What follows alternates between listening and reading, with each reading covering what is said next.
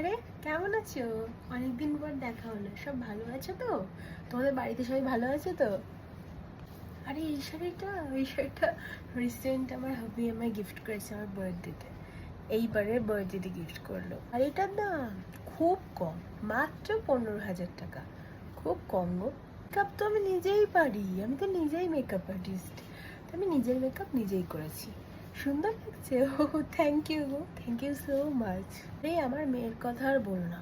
কতবার বলি যে মাঝে মাঝে ইউটিউবটার মধ্যে একটু থাক, একটু আয়, একটু ব্লগিং কর, একটু নিজের সব কিছু শেয়ার কর, একটু ভিডিওস দে, short short mini mini videos দে।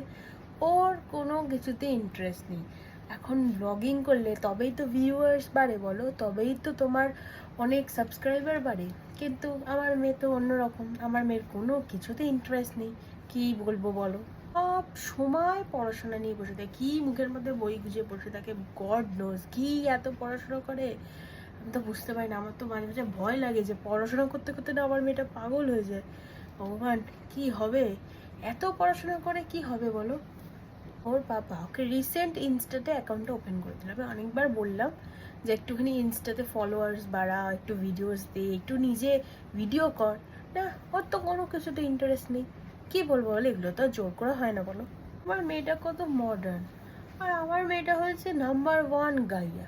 কি বলবো বলো, আজকালকার মেয়ে দেখে বোঝাই যায় না। রিসেন্ট জানো, আমার হাজবেন্ড আমার মেয়ের জন্য একটা দারুণ সম্বন্ধ নিয়ে এলো।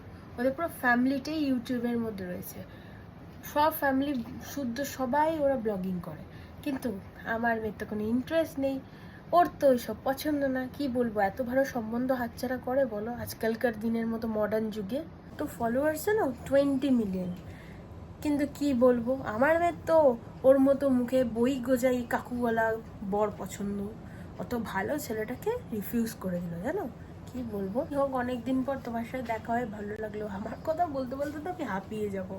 আমার বাড়ির স্টোরি শুনতে শুনতে আমি বোর হয়ে যাবে, আমার মেয়ের স্টোরি। তোমার ভাগ্যে তো সেরকম মেয়ে নেই, তোমার মেয়ে অনেক মডার্ন, অনেক ভালো। আমার মতো তো গাইয়া মেয়ে পাওনি। আমি কত মডার্ন, ওর বাবা কত মডার্ন, কিন্তু ওর মধ্যে সবসময় গাইয়া একটা ভাব। যাই হোক, অনেকদিন বাদে তোমার সাথে দেখা হলো, খুব ভালো লাগলো। ভালো থেকো গো। বেশি অ্যাটিটিউড।